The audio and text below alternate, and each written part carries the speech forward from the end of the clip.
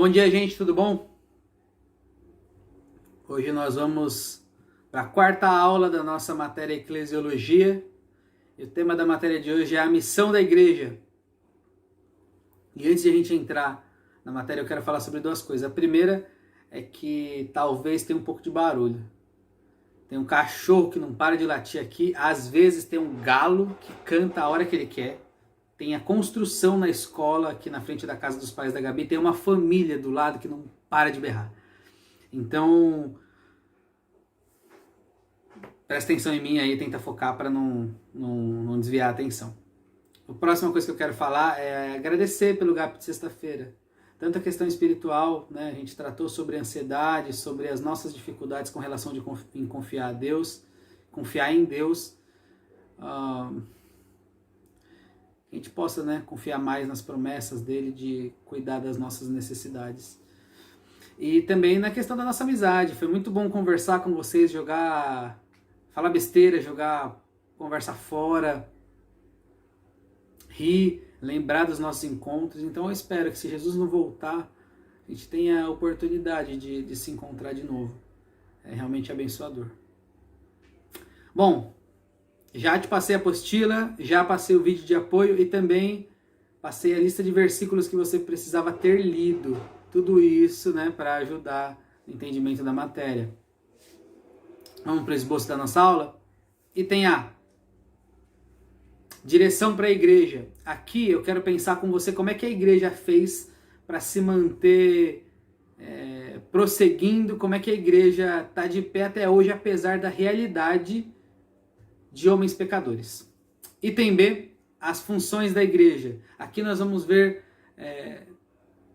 as funções que a igreja precisa exercer para representar o que a Bíblia diz que é dela por excelência. Item C, a motivação da igreja. Nesse aqui é sempre uma coisa mais pessoal e eu quero conversar com você sobre a sua atitude, a sua postura em relação às funções que a Bíblia apresenta como sendo da igreja, tá bom?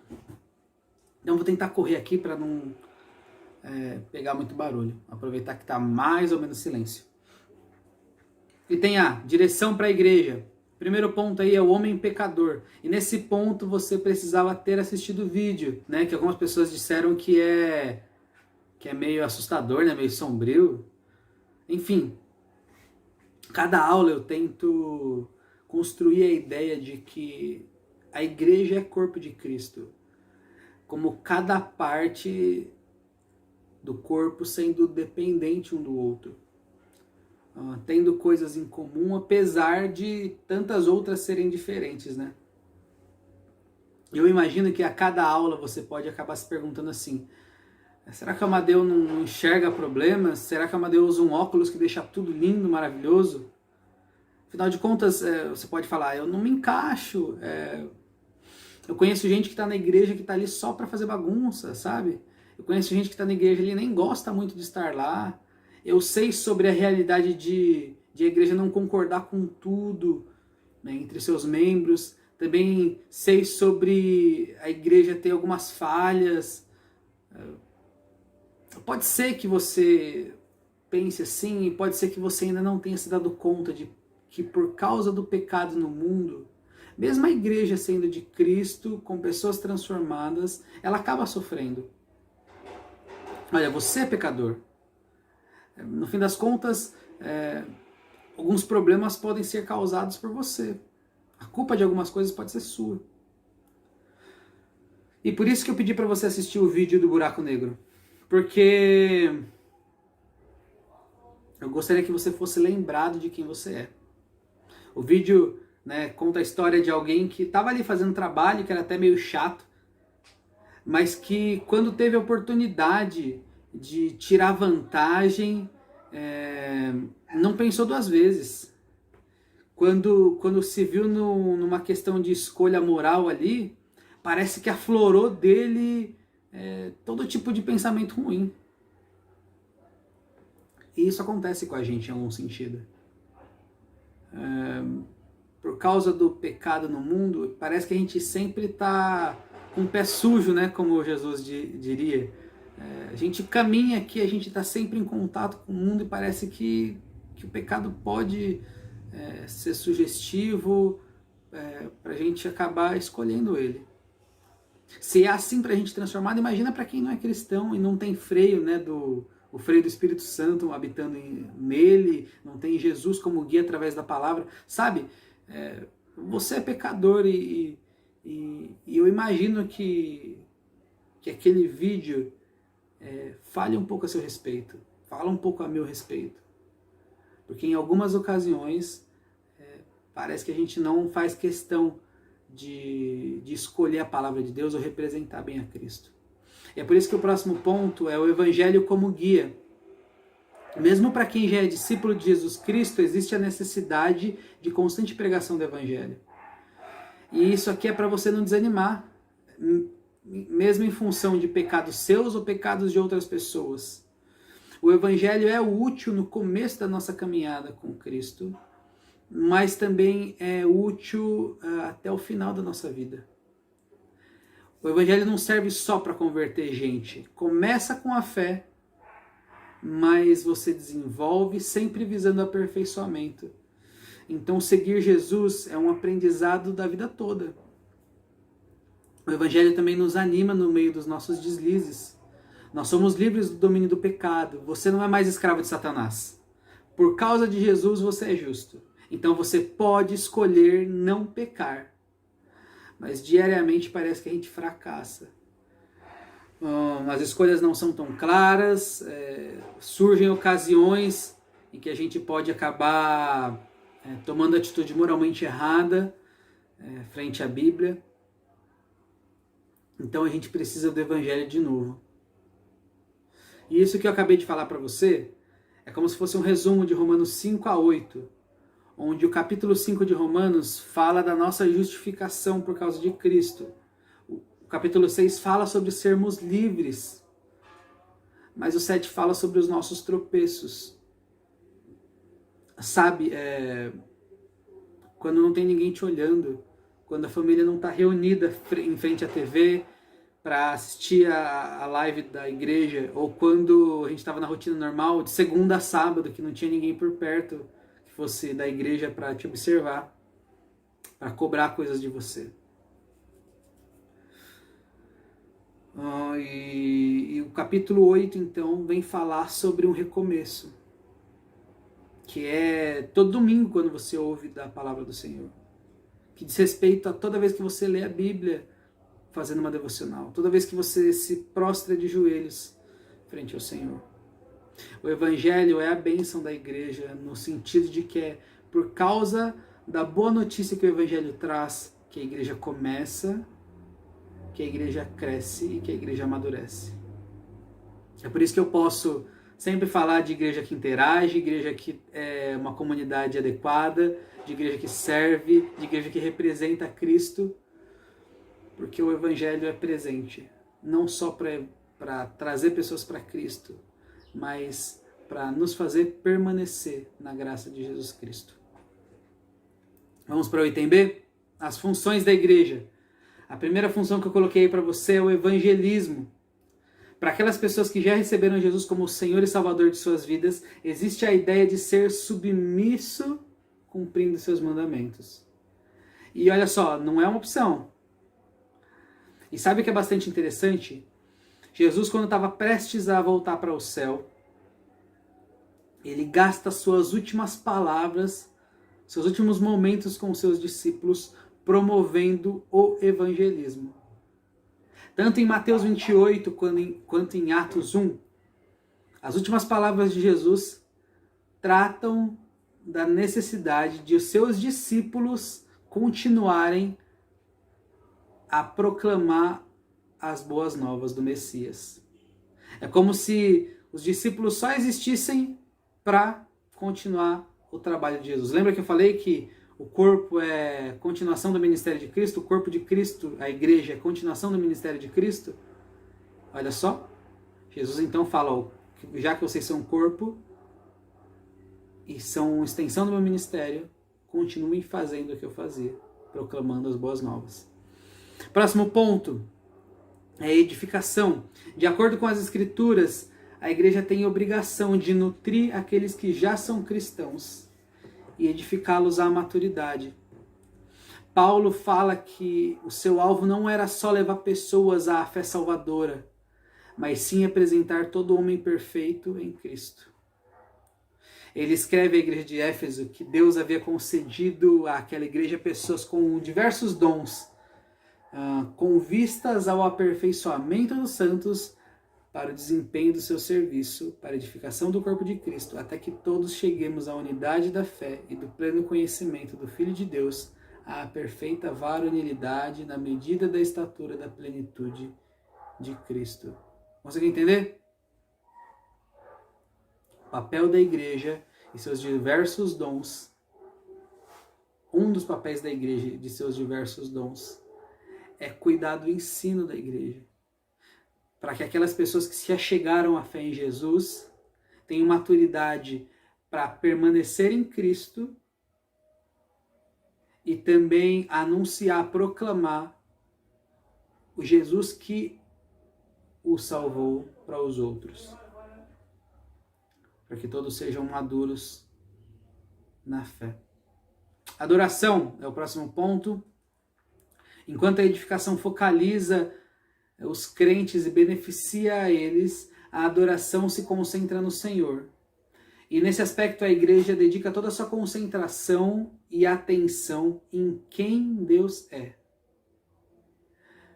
Bom, e se a gente na adoração fala de quem Deus é, aponta para quem Deus é, não tem nada a ver conosco.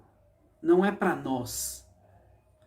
A adoração tem como alvo expressar adequadamente a natureza de Deus. Não tem a ver com satisfazer os meus gostos e os meus sentimentos. Lembra de Paulo falando? Sejam salmos, hinos e cânticos espirituais, mas com decência e ordem, cheios do Espírito Santo, entoando e louvando de coração ao Senhor. Aqui é uma dedicação de louvor, uma dedicação de glória ao Senhor. Não só através de música, que é o que fica talvez mais latente na nossa realidade, né? Adoração já logo pensa em música. Mas ensinar também é o jeito de adorar. Se prostrar e orar também é o jeito de adorar. E nesse ponto, a adoração então diz respeito àquilo que eu faço, falando para Deus, olha Deus, eu sou pequeno, isso aqui é para o Senhor, aceita, como um jeito de agradecer, como um jeito de dedicar o meu coração para o Senhor. E eu coloquei por último aí ação social, que a maioria dos livros acaba não colocando esse ponto, porque no fim das contas a ação social está no meio da evangelização, está no meio da edificação, né, do ensino, acaba estando também como ato de amor no meio da adoração, mas eu coloquei separado porque, como eu disse, atos de amor devem estar presentes nessas funções como extensão do ministério de Cristo. E eu não preciso ficar explicando porque o ministério de Cristo também era ministério de ação social, né? Ele, curava a gente, ressuscitou uma galera, alimentou um pessoal. Então, bom, Jesus cuidava de todo tipo de problema social. Já que atos de amor estão nessas outras funções, a igreja deve se importar com os problemas dos necessitados e daqueles que sofrem. A igreja tem que não só demonstrar interesse, mas tomar iniciativa sempre que vira necessidade, sofrimento ou injustiça. A igreja, desde seu começo com Cristo, tem o exemplo do seu Messias para fazer essas tarefas. Até no Antigo Testamento, o povo de Israel tinha obrigações com os desfavorecidos. Então hoje a gente tem que ter isso mais em mente, essa questão de não igreja para si, mas igreja para os outros. É um jeito de mostrar virtudes de Cristo, é um jeito de agradecer e é um jeito de proclamar Jesus aos outros. Ação social, então, é uma questão bastante importante para a igreja. Bom, item C, motivações da igreja. Como eu sempre falo, o item C tem mais a ver com a sua vida particular, né? com a sua interação com o evangelho. E o primeiro ponto aqui é disposição para servir. Pode acontecer de você até frequentar a igreja, participar de algumas coisas que acontecem lá, mas ser omisso no que diz respeito a serviço. Você pode, né, ser mais ausente assim, ficar mais distante disso. Talvez você não se lembre que o propósito da vinda de Jesus para a terra era servir e não ser servido. Lá em Filipenses 2, fala sobre Jesus ter encarnado como homem, assumindo forma de servo. Assim, na forma de homem, humilhou-se a si mesmo, sendo obediente até a morte, e morte de cruz. E então deve ser bastante claro para você que a igreja tem que demonstrar essa mesma disposição de serviço. E deixa eu te falar, assim como a adoração na nossa cabeça acaba parecendo que é falar sobre música, que a gente está falando sobre canções e tal, serviço pode surgir na nossa cabeça como aquela pessoa que está sempre em evidência ali. Então você pode pensar no pessoal do louvor, no pessoal que dá aula, no pessoal que está pregando. Mas eu quero dizer que, inevitavelmente, se você atende essa atitude de Jesus no que diz respeito a serviço, você vai encontrar alguém que é indesejado. Você vai encontrar os abandonados, aqueles que não podem dar nada em troca, seja louvor, seja alguma coisa que você possa usar para seu próprio proveito. Assim como na adoração a gente acaba pensando em música e não entende direito a adoração como se prostrar diante de Deus, serviço pode surgir na nossa cabeça como aqueles trabalhos que ficam mais evidentes para os outros. Quando não é verdade. Jesus andava entre gente que era doente, gente que era excluído da sociedade. E muito provavelmente, como eu falei, se você assume essa disposição de serviço, nem tudo que você faz vai lhe render alguma coisa para você utilizar na sua vida. Nem tudo que você faz vai te render algum tipo de louvor. Nem sempre alguém vai bater nas suas costas que, meus parabéns. Para quem assume essa ideia de ser servo e não ser servido, tem que estar clara a ideia de que nem tudo vai te trazer algum tipo de benefício. Como eu disse, você vai acabar atendendo os indesejados, os abandonados, aqueles que não podem te dar nada em troca. O próximo ponto são as adaptações para servir. Bom, a igreja precisa ser versátil e flexível para ajustar o seu trabalho com as transformações do mundo. Vê bem, a natureza da mensagem e da missão da igreja deve ser preservada. Mas a igreja tem a obrigação de expressar essa mensagem, de expressar essa missão e aplicá-la de maneira significativa e relevante para aquelas pessoas que são seus contemporâneos. Bom, então de alguma maneira vai haver mudança, sabe? Há 50 anos atrás a igreja não era como é hoje. Seja em forma, seja atendendo alguma função. Mas tem uma beleza aqui. É a ideia de que é sempre possível utilizar a cultura como meio de transmissão do evangelho. É claro, a gente tem que tomar o cuidado de perceber incompatibilidade, sabe? Nem tudo da cultura dá para trazer como veículo de transmissão do evangelho. Mas aquilo que pode é bênção. É o evangelho se sobrepondo ao mundo caído, no sentido de que é possível fazer adaptações para entregar a mensagem de Cristo, independente da cultura, independente da época. Certo? E por último, a gente precisa ter equilíbrio ao servir. É possível que alguém acabe falando assim, qual dessas funções aí que você mencionou é mais importante? Evangelização, edificação, né, o ensino, ação social ou adoração? Qual dessas que eu tenho que me empenhar mais, buscar estar mais próximo?